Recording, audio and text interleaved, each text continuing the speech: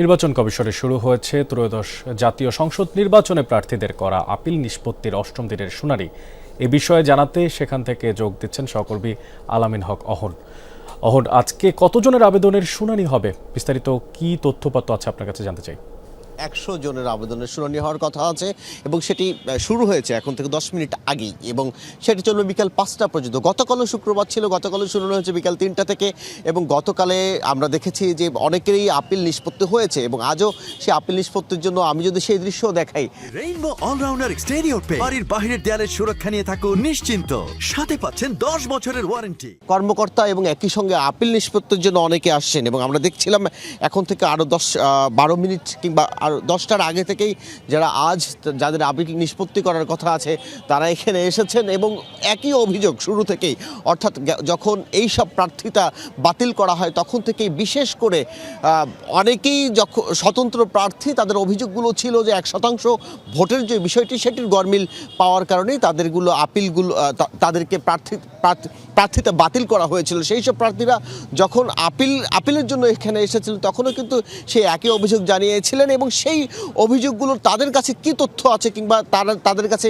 কি আছে সেইগুলো নিয়ে আসছেন। আমরা এখন দেখছি অনেকেই কিন্তু পায়ে হেঁটে, অর্থাৎ এখানে সামনের যে সড়কটি সেটা একেবারে বন্ধ করে দেওয়া হচ্ছে, বাইরে গাড়ি রেখে এইসব প্রার্থী কিংবা প্রার্থীর সমর্থক যারা আছেন তারা ভেতরে ঢোকার চেষ্টা করছেন কিংবা ভেতরে ঢুকছেন এবং সেই আপিল নিষ্পত্তি আজও হবে এবং সেই আপিল নিষ্পত্তি হওয়ার পরে কে শেষ পর্যন্ত তাদের সেই প্রার্থীটা ফিরে পাচ্ছেন সেটি জানা যাবে। এবং আমরা দেখেছি যে আপিল নিষ্পত্তির হার কিন্তু 50%-রও কম, অর্থাৎ আপিল যারা করছেন সেই হারটি 100 জনে 50 জনেরও কম হচ্ছে এবং সেটির বিষয়ে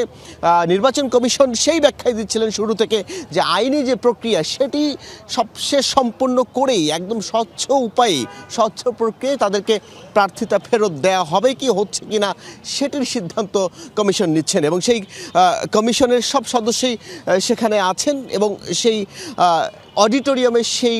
আপিল যে নিষ্পত্তির বিষয়টি শুনানির যে কার্যক্রম সেই কার্যক্রমগুলো হয়। এবং আপনি জেনে থাকবেন যে ত্রয়োদশ জাতীয় সংসদ নির্বাচনের খুব বেশি সময় নেই, 1 মাসেরও কম সময় রয়েছে এবং জাতীয় নির্বাচনের এই যে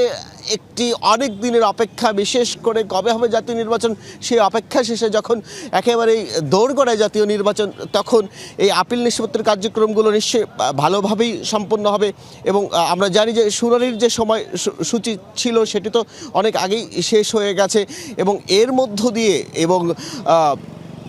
এই প্রার্থী যারা আছেন যারা তাদের প্রার্থিতা ফেরত পাবেন শেষ পর্যন্ত সেটিও একটি তাদেরকে জয় হিসেবে ধরে নিচ্ছেন। তারা এলাকায় যাবেন, নির্বাচনী